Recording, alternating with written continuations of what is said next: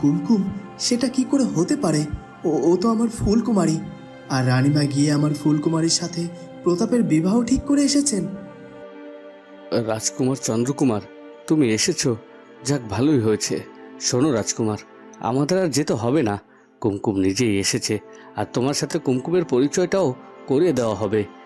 এই যে সামনে দেখতে পাচ্ছ, এই মেয়ের কথাই আমি তোমাকে বলেছিলাম, আর তুমি শুনলে খুশি হবে যে মা ওদের বাড়িতে গিয়ে আমার আর কুমকুমের বিয়ে পাকাপাকি করে এসেছে। না না, এটা কি করে সম্ভব? আমার ফুলকুমারী কি করে কুমকুম হতে পারে? আর কি করে বা প্রতাপের সাথে বিবাহ হতে পারে? এ কি, ফুলকুমারী তো চুপ করে আছে। তার মানে কি ফুলকুমারীও নিজে থেকে রাজকুমারকে বিবাহ করার জন্য প্রস্তুত? কই, ও তো একটিবারের জন্য আমার সাথে কথা বলল না। তার মানে কি সত্যি সত্যি ফুলকুমারী আমাকে ভুলে যেতে চায় আর প্রতাপকে বিবাহ করতে চায়? এই রাজকুমারকে দেখা মাত্রই আমার মনটার মধ্যে এমন উতলা হয়ে উঠলো কেন? এই রাজকুমারীর মুখখানা আমার বড্ড পরিচিত। ওনাকে আমার কাছে পেয়ে মনে হচ্ছে আমি যেন সব কিছু ফিরে পেয়েছি। কিন্তু এমনটা হওয়ার কারণ কি? কে উনি? কিছুই তো বুঝতে পারছি না আমি।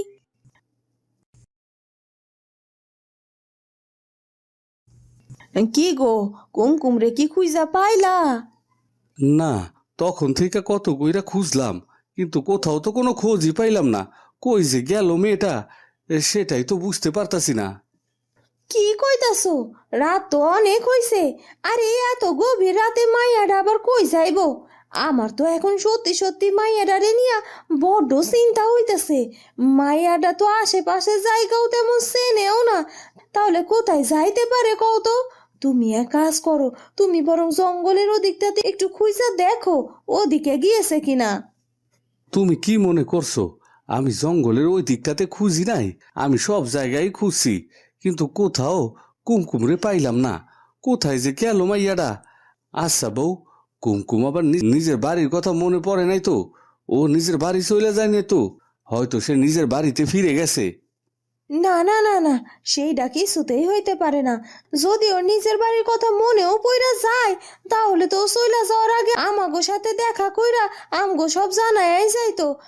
আমারে না জানায়া কোথাও যাইবো না। আচ্ছা, মাইয়াটা আবার কোনো বিপদ আপদে পইরা যায় নাই তো?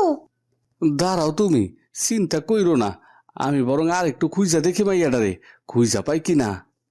এই কথা বলি মালিনীর স্বামী তাড়াতাড়ি করে ঘর থেকে বেরিয়ে যায়।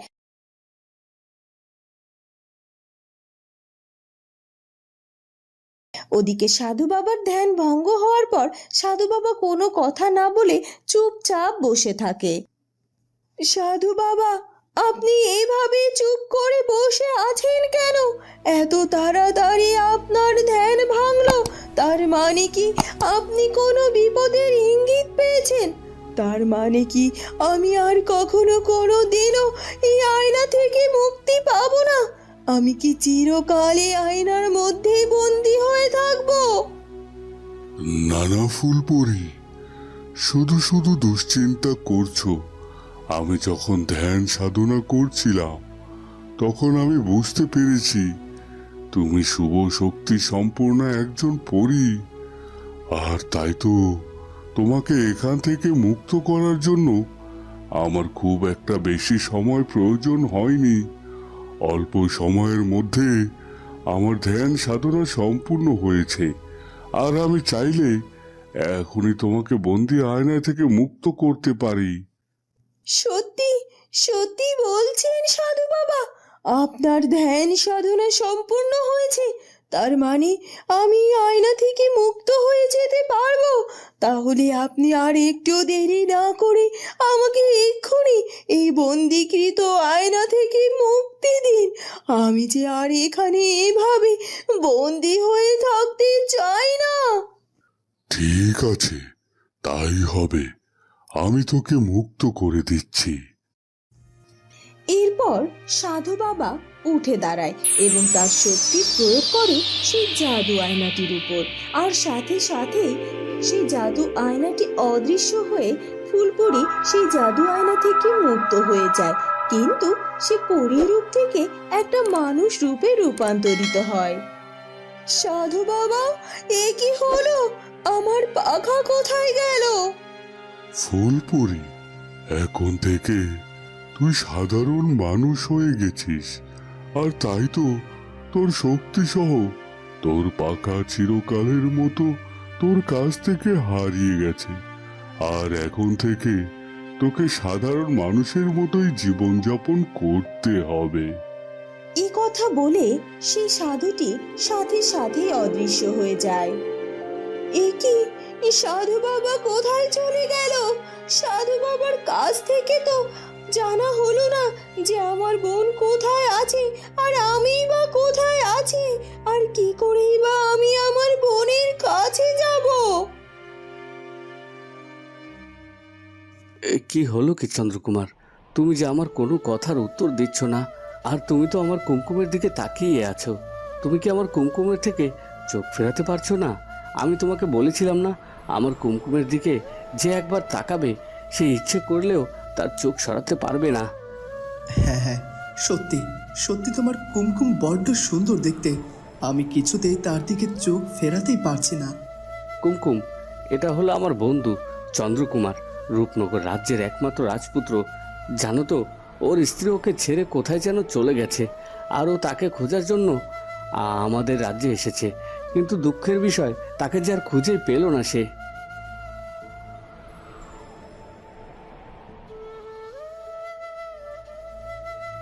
এ কি কুমকুম, এত রাতে তুমি রাজপ্রাসাদে কোনো দরকারে এসেছো নাকি মা? না না, রানীমাকে এখন কিছুতেই বলা যাবে না যে আমি রাজকুমার প্রতাপের সাথে আমার বিয়েটা ভাঙার জন্য এখানে এসেছিলাম। তাহলে রানীমা হয়তো বা রেগে যেতে পারেন, আর মালিনী দিদির ওপরেও রাগ করতে পারেন, আর আমি সেটা কি করে হতে দিতে পারি? আর রানীমা যদি মালিনী দিদিকে সব কিছু জানিয়ে দেন, আর ওনাকে যদি এই রাজপ্রাসাদের কাছ থেকে ছাড়িয়ে দেন, তাহলে তো মালিনী দিদি অনেক বড় বিপদে পড়ে যাবে। না না না, আমি কোনোভাবেই মালিনী দিদিকে কোনো রকম বিপদে পড়তে দিতে পারি না। কি হলো কি কুমকুম, তুমি চুপ করে আছো কেন? বলো, কোনো দরকারে এসেছো নাকি? না না রানীমা, আসলে না, আমি রাজপ্রাসাদের পথ দিয়ে যাচ্ছিলাম, কিন্তু অনেকটা রাত হয়ে গেছিল তো, তাই আর কি একা একা ফিরতে পারিনি। আমি রাজপ্রাসাদের ভেতরে ঢুকে পড়েছি। ও আচ্ছা, বুঝতে পেরেছি। একা একা জঙ্গলের পথ দিয়ে তুমি বাড়িতে ফিরতে পারছিলে না, তাই তো? যাক, এসেছো, ভালোই করেছো। প্রতাপ, যা তো বাবা, তুই কুমকুমকে মালিনীর বাড়িতে পৌঁছে দিয়ে আয়। হ্যাঁ হ্যাঁ মা, আমি এক্ষুনি কুমকুমকে নিয়ে যাচ্ছি। চন্দ্রকুমার, তুমি যাও, বিশ্রাম করো। আমি কুমকুমকে মালিনীর বাড়িতে রেখে ফিরে আসছি। চলো কুমকুম। এরপর রাজকুমার প্রতাপ ফুলকুমারীকে সাথে করে নিয়ে রাজপ্রাসাদ থেকে বেরিয়ে যায়, আর রানীমাও চলে যায় তার কক্ষের দিকে।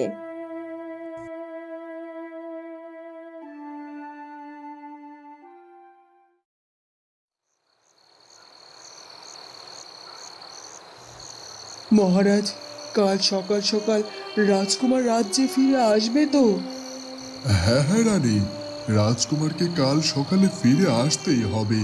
আর তাছাড়া সে আমার অসুস্থতার কথা শুনেছে, আর আমার বিশ্বাস সে আর একটু বিলম্ব না করে কাল সকাল সকাল ঠিকই আমাদের রাজপ্রাসাদে ফিরে আসবে। ফিরলেই ভালো, কিন্তু মনটার মধ্যে কেমন যেন একটা খটকা লাগছে। আমার কেন জানি না মনে হচ্ছে উর্মিমালার সাথে রাজকুমারের বিয়েতে কোনো বাধা আসতে পারে।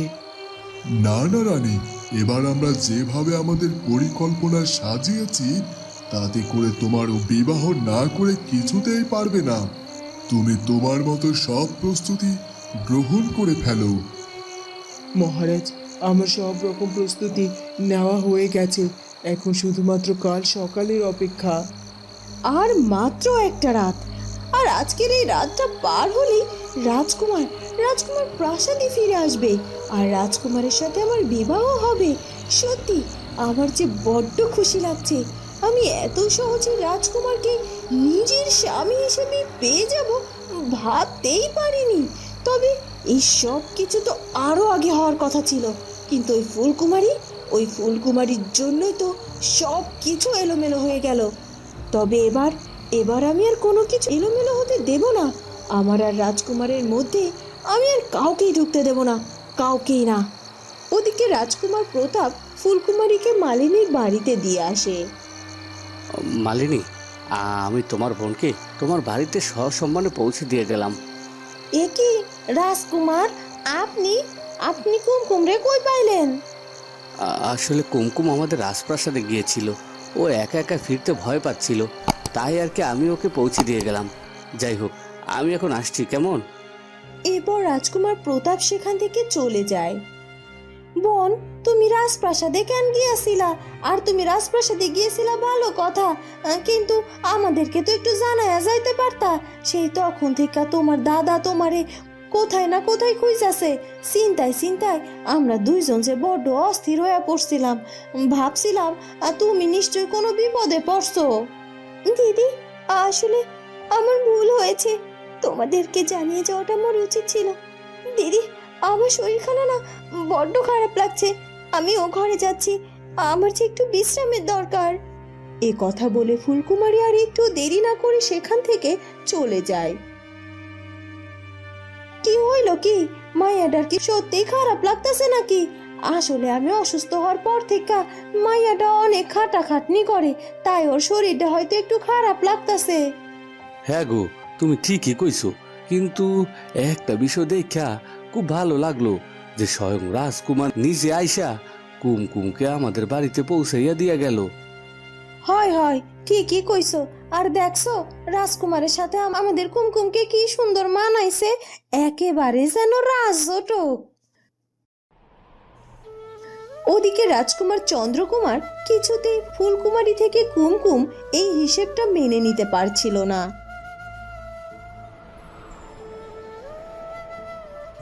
না না, এত বড় ভুল কি করে হতে পারে? ও কখনোই কুমকুম হতে পারে না। ও আমার ফুলকুমারী, আর আমার ফুলকুমারীকে চিনতে আমার এতটা ভুল হওয়ার কথা নয়।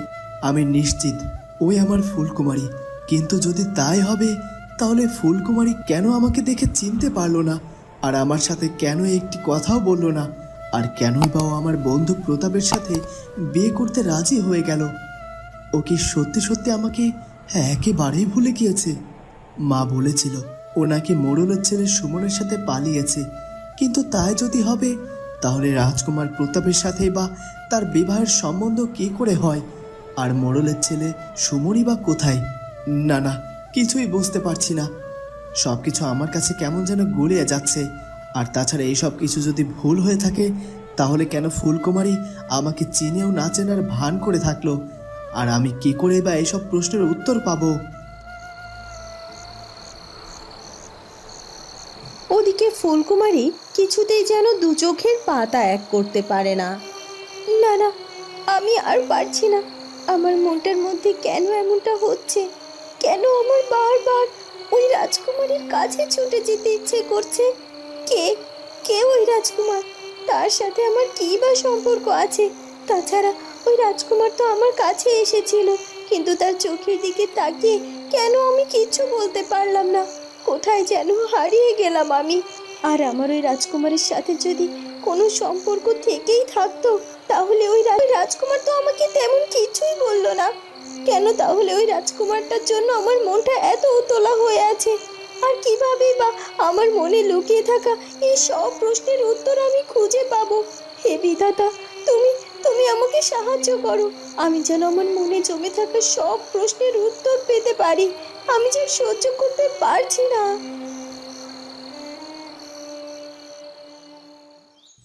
সকাল হয়ে যায়। ওদিকে পরী সাধারণ মানুষে রূপান্তরিত হয়ে পথে পথে ঘুরতে থাকে, আর সে ফুলকুমারীর খোঁজ করতে থাকে। আজ আমি কত অসহায়! আমি এক শক্তিশালী পরী থেকে সাধারণ এক মানুষে পরিণত হয়েছি, আর আমাকে এভাবে মানুষের রূপে জীবন কাটাতে হবে। কিন্তু কোথায় যাব আমি? আমার তো থাকার কোনো জায়গা নেই। আমি কিছুতেই যেন পথ চলতে পারছি না। এই জায়গা, এই পথ, সব কিছু আমার অচেনা মনে হচ্ছে। তাহলে আমি কি করে আমার বোন ফুলকুমারীর কাছে পৌঁছবো? আর রাজপ্রাসাদের পথটাও তো আমি চিনতে পারছি না। আর তাছাড়া আমি আসলে যে কোথায় আছি সেটাও জানি না। ওই তান্ত্রিক আমাকে আয়নায় বন্দি করে ছুঁড়ে ফেলেছিল, আর তারপরে তো আমি ওই কক্ষের মধ্যে বন্দি ছিলাম। কিন্তু ওই কক্ষ থেকে বেরোনোর পর আমার কাছে সব কিছু কেন অচেনা মনে হচ্ছে। আমি রূপনগর রাজ্য থেকে অনেক অনেক দূরে রয়েছি, কিন্তু আমি যেখানে রয়েছি এটা কোন রাজ্য সে সব কিছুই তো আমি জানি না। আমাকে এক্ষুনি সবটা খুঁজে বের করতে হবে, আর যে করেই হোক আমাকে পথ চিনে আমার বোন ফুলকুমারীর কাছে যেতে হবে, কারণ আমি খুব ভালো করেই বুঝতে পারছি যে আমার বোন ভালো নেই, আমার বোন বড্ড বিপদে আছে।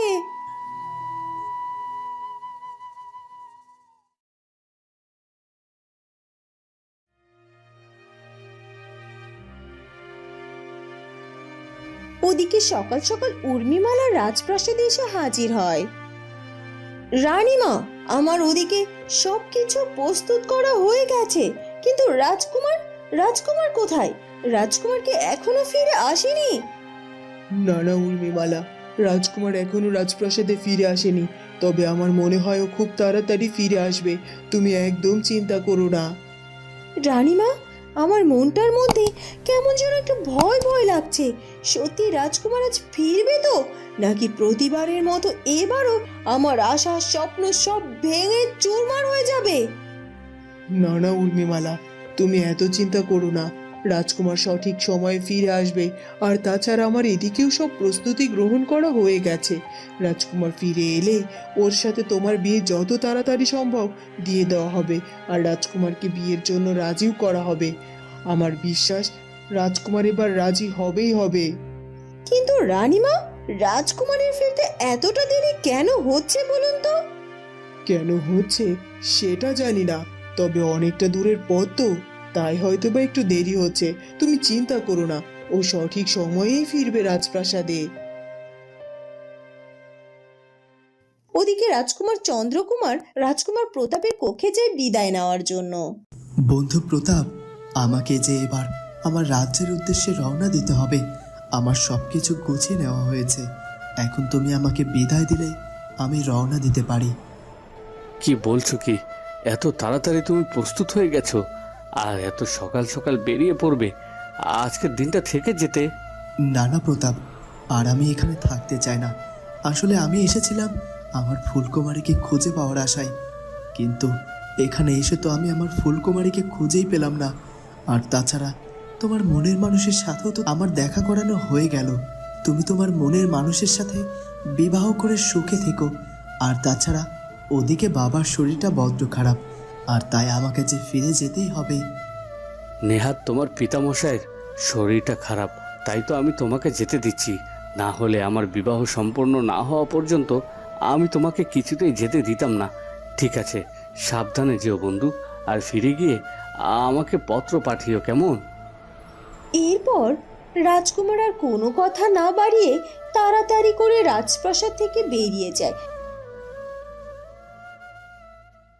কিন্তু রাজকুমার আগে তার প্রাসাদের উদ্দেশ্যে রওনা না দিয়ে সে অন্য পথে তার ঘোড়া ছুটায়, আর কিছুটা দূর এগিয়ে গিয়ে তার ঘোড়া থামিয়ে সে ঘোড়া থেকে নেমে পড়ে। না না, এভাবে এভাবে আমি আমার প্রাসাদে ফিরে যেতে পারি না। যদি এভাবে আমার রাজপ্রাসাদে ফিরে যাই, তাহলে আমার মনের সব কথাগুলো যে জমা পড়ে থাকবে।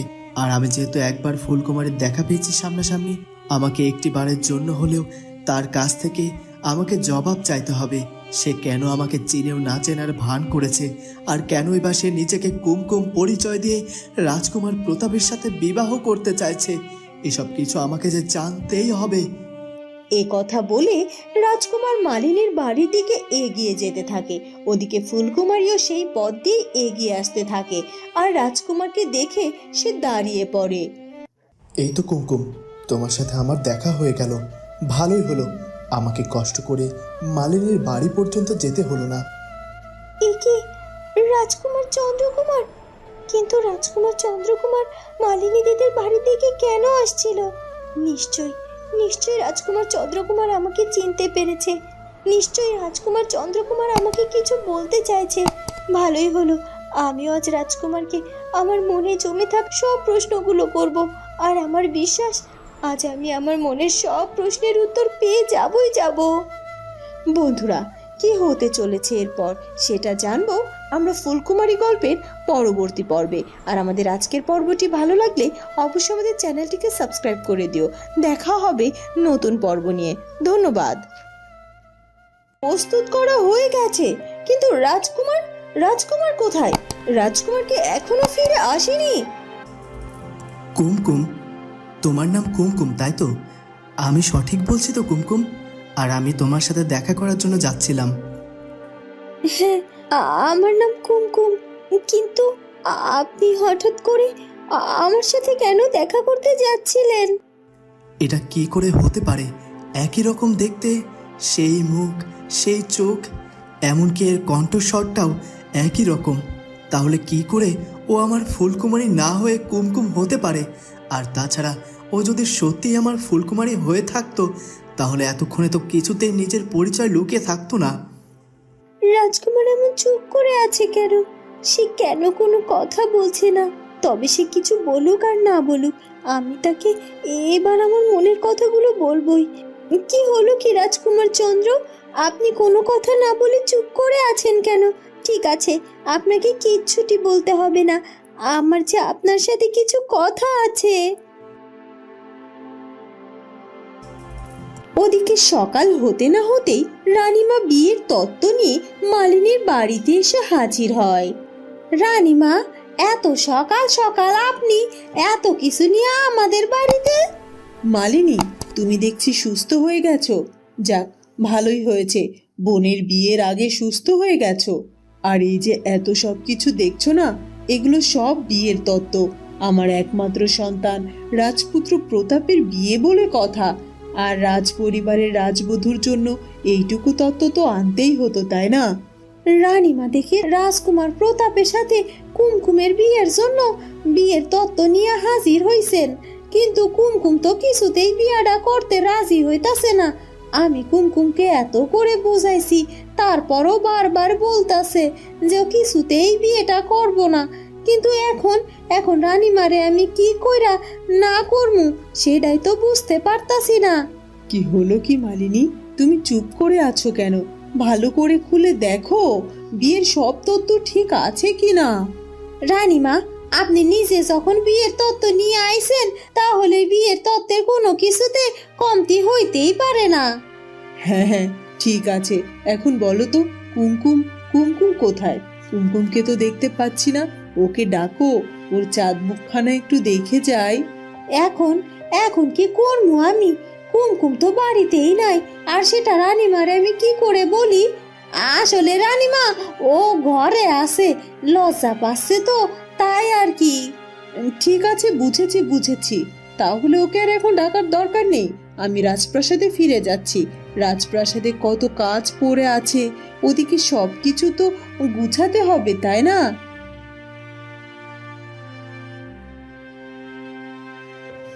মাছ বিয়ের তত্ত্ব নিয়ে মালিনী দিদির বাড়িতে গিয়েছে, আমার সাথে কুমকুমের বিয়ের পাকা কথা বলতে গেছে। আর মা তো বলেছে 2-1 দিনের মধ্যে আমাদের বিবাহ সম্পূর্ণ করে ফেলবে।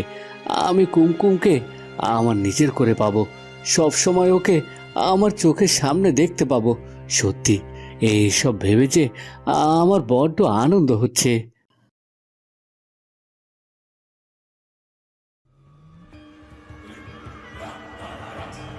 তান্ত্রিক বাবা, দেখতে দেখতে বেশ বেশ কিছুদিন পার হয়ে গেল। আমি সব রকম তন্ত্র সাধনা নিজের আয়ত্তে নিয়ে নিয়েছি। এখন আমাকে বলুন আর কি কি করতে হবে আমাকে। হ্যাঁ, তুই তোর তন্ত্র সাধনার বেশিরভাগই সম্পূর্ণ করে ফেলেছিস। আর তাই এখন তুই তন্ত্র সাধক, কিন্তু তোকে এবার যে বাকসিদ্ধ হতে হবে। আর তার জন্য সামনে তোকে আরো অনেক কঠিন পরীক্ষা দিতে হবে সুমন। আমাকে আরো কঠিন পরীক্ষা দিতে হবে? কেন রে, শুধু এতটুকুতেই তুই ভয় পেয়ে গেলি? এত তাড়াতাড়ি হাল ছেড়ে দিলে চলবে কি করে? নানা তান্ত্রিক বাবা, আমি কোনোভাবেই হাল ছাড়তে চাই না। আপনি আমাকে বলুন, আমাকে আর কি করতে হবে? আমাকে যে যে পরীক্ষা দিতে হবে, আমি সেই সব পরীক্ষা দিতে প্রস্তুত। তোকে এখন এমন এক যজ্ঞ করতে হবে যে যজ্ঞ করা অনেক কঠিন কাজ। তবে কোনোভাবেই যদি তুই এই যজ্ঞ সম্পূর্ণ করতে পারিস, তাহলে তুই মুখ দিয়ে যা বলবি, যা করতে চাইবি, তাই হবে। ঠিক আছে তান্ত্রিক বাবা, আপনি আমাকে বলুন, সেই যজ্ঞ করতে গেলে আমাকে কি কি করতে হবে? শোন তাহলে, আমি তোকে যা যা বলছি মনোযোগ দিয়ে শোন। কি কি বলবে তুমি আমাকে? আর কি বলার বাকি আছে তোমার? আমি তো সব নিজের চোখের সামনেই দেখতে পাচ্ছি, কিন্তু কিন্তু তুমি এটা কি করে করতে পারলে? আমি তো তোমাকে ভালোবেসেছিলাম, বিশ্বাস করেছিলাম, কিন্তু তুমি আমার ভালোবাসার সুযোগ নিয়ে আমাকে ঠকিয়েছো। মা আমাকে বলেছিল যে তুমি সুমনের হাত ধরে পালিয়েছো। এটা আমি কোনোভাবেই বিশ্বাস করিনি। ভেবেছি হয়তো তুমি আমার উপর অভিমান করে রাজপ্রাসাদ ত্যাগ করেছো। আর এখন এখন এখানে এসে দেখছি তুমি আমার বন্ধুকে আবার বিবাহ করতে যাচ্ছ। ছি ছি ছি, তোমার ওপর এখন আমার বড্ড ঘৃণা করছে। ফুলকুমারী রাজকুমারের সব কথা শুনে চুপচাপ দাঁড়িয়ে থাকে, কারণ সে বুঝতে পারছিল না যে রাজকুমার তাকে কি বোঝাতে চাইছে। রাজকুমার চন্দ্রকুমার এসব কি বলছে? রাজকুমার আমাকে ভালোবেসেছিল, আর আমি নাকি কোনো এক সুমনের হাত ধরে পালিয়েছি। কে সুমন? আর রাজকুমারকে তো আমি আগে থেকে চিনিও না। না না না না, আমি তো কিছুই বুঝতে পারছি না। আমার তো বড্ড অবাক লাগছে রাজকুমার চন্দ্রের কথা শুনে। কি হলো কি? এখনো তুমি চুপ করে দাঁড়িয়ে থাকবে? আমার কোনো কথার উত্তর দেবে না? অবশ্য তুমি আমার কথার কি জবাব দেবে বলো? তোমার তো সেই মুখটাই নেই। আমি কখনো ভাবতে পারিনি যে আমি যে মানুষটাকে ভালোবেসেছিলাম সে একজন ভুল মানুষ ছিল, আর আমি মহা বড় ভুল করেছি। তবে এবার আমাকে আমার ভুলের প্রায়শ্চিত্ত করতেই হবে। রাজকুমার চন্দ্র, আমি আপনার কোনো কথাই তো বুঝতে পারছি না। দয়া করে আমাকে সবটা একটু বুঝিয়ে বলুন না। না না, তোমাকে আর কিছুই বোঝানোর নেই। তোমাকে যা বলার বলা হয়ে গেছে।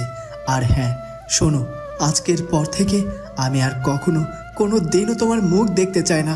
আমি চিরকালের মতো তোমার জীবন থেকে সরে যাচ্ছি। এ কথা বলে রাজকুমার আর একটু দেরি না করে সেখান থেকে চলে যায়। রাজকুমার, রাজকুমার, রাজকুমার এভাবে কথা শেষ না করে কেন চলে যাচ্ছেন? দাঁড়ান, দাঁড়ান বলছি, দয়া করে যাবেন না। আমার কথাটা একটু শুনুন। আমি যে আপনার কোনো কথার মানেই বুঝতে পারলাম না। দয়া করে যাবেন না, যাবেন না রাজকুমার, যাবেন না।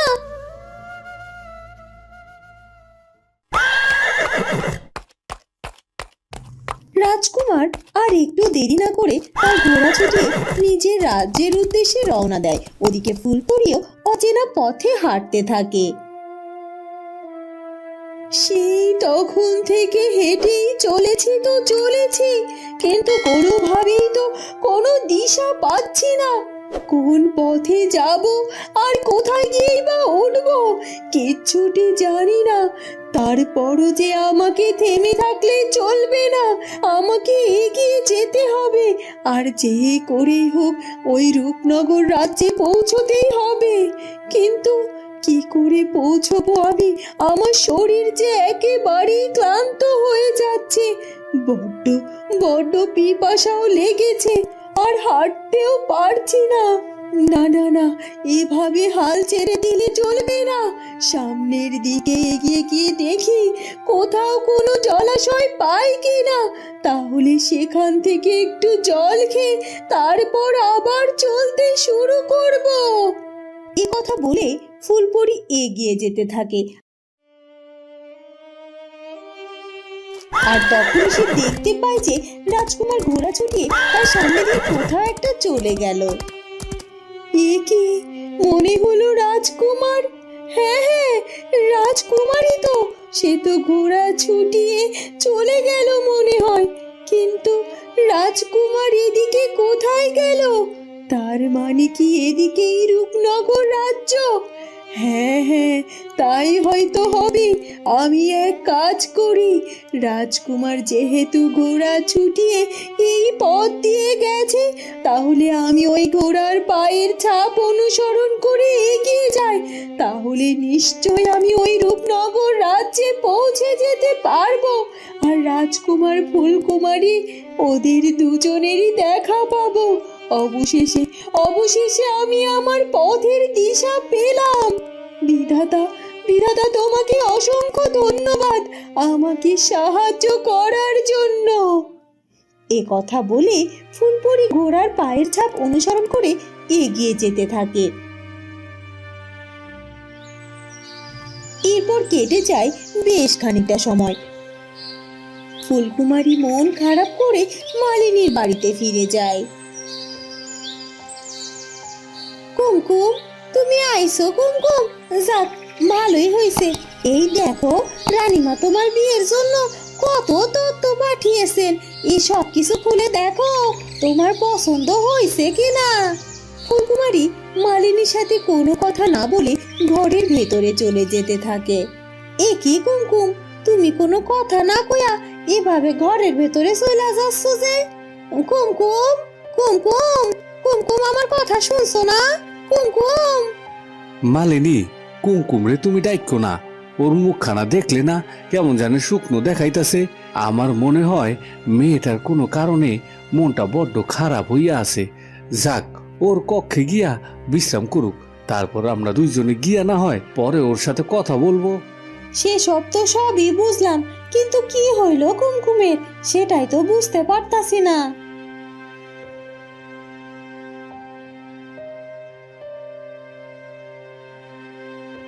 কি বলছো কি প্রহরী? রাজকুমার প্রাসাদে ফিরে এসেছে? যাক, ভালোই হয়েছে।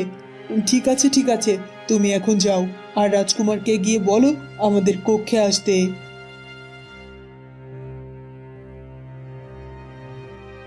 মহারাজ, আর একটু দেরি করবেন না।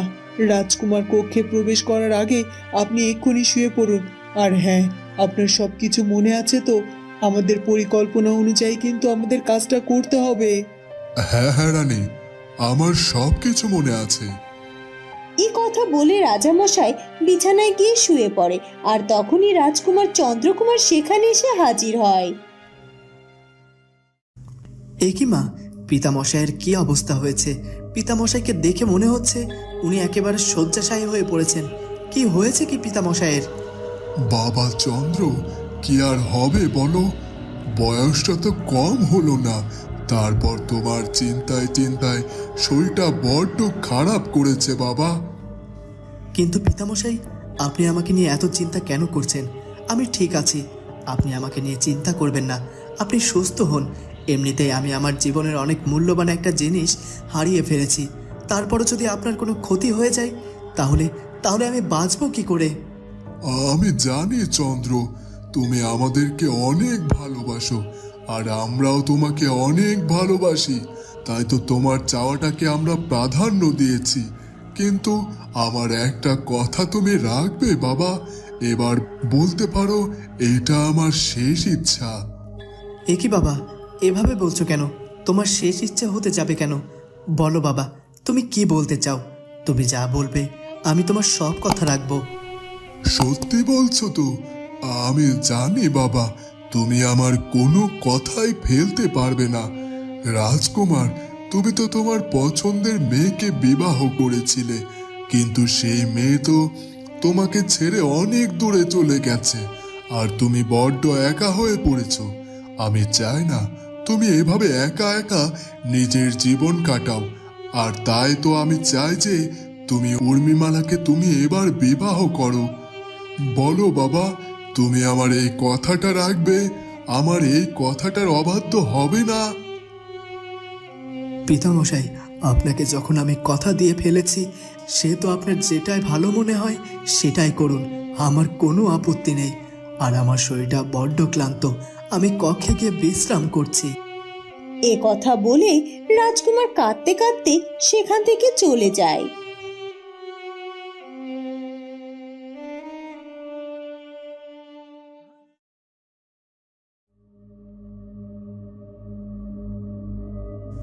মা উর্মিমালা, হ্যাঁ, একটা খুশির সংবাদ আছে মা।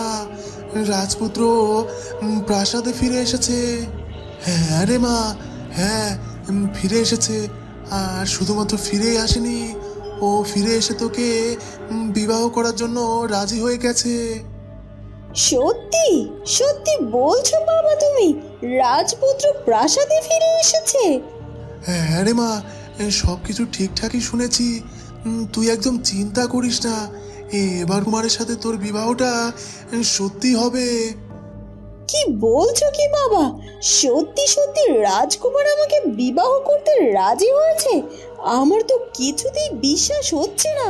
তুমি সব কিছু ঠিকঠাক শুনেছো তো? সত্যি বাবা, আমি আজ বড্ড খুশি হয়েছি।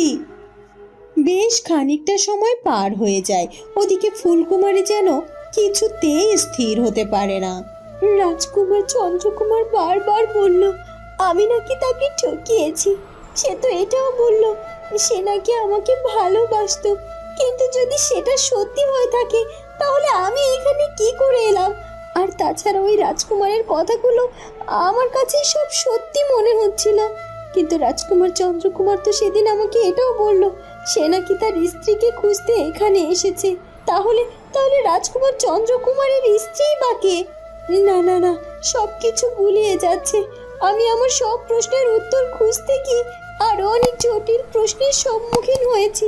আর আর এসব প্রশ্নের উত্তর আমি কি করে খুঁজে পাবো? কি করে?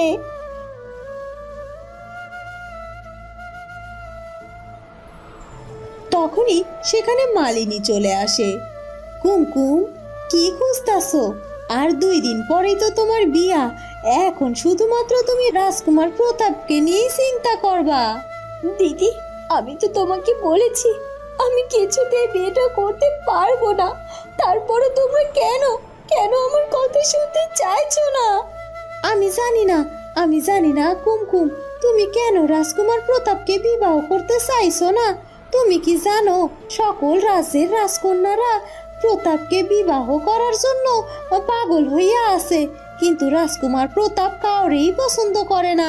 সে তোমারে পছন্দ কইরাছে, আর এটা তো তোমার ভাগ্যের ব্যাপার। তাছাড়া রাজকুমার প্রতাপ অনেক ভালো মানুষ। তাহলে কেন তুমি এই বিয়ে করতে চাইছো না বলো তো? আমি জানি না দিদি, আমি কেন রাজকুমার প্রতাপকে বিবাহ করতে পারবো না। এই প্রশ্নের উত্তর যে আমার কাছে নেই। কুমকুম, আমি কোনো কিছুই জানতে চাই না। আমি তোমার বড় দিদির মতো, আর আমি তোমার কাছে অনুরোধ করতাছি তুমি দয়া কইরা রাজকুমারের সাথে বিবাহটা মাইনা নাও। না হলে যে রানীমা আমাকে ওই রাজপ্রাসাদের কাছ থেকে সারাইয়া দিব, আর তখন যে আমারে না খায়া থাকতে হইব। আর তাছাড়া রানীমা রাজপুত্রকে ভীষণ ভালোবাসে। তার রাজপুত্র যদি কোনো কারণে কষ্ট পায় তাহলে সে কাউরেই ছাইরা দিব না, কাউরেই না। তাই বলতাছি তোমার যত কষ্টই হোক না কেন তুমি এই বিয়াটা মাইনা নাও কুমকুম। আমি তোমার কাছে মিনতি কইরা বলছি এই বিয়াটা তুমি মাইনা নাও। কিন্তু কিন্তু দিদি। আর কোনো কিন্তু কইরো না। রানীমা কইয়া গেছে আগামী পরশু দিনই রাজকুমার প্রতাপের সাথে তোমার বিবাহ সম্পন্ন হইব, আর এটাই তার ইচ্ছা। এই কথা বলে মালিনীও সেখান থেকে চলে যায়।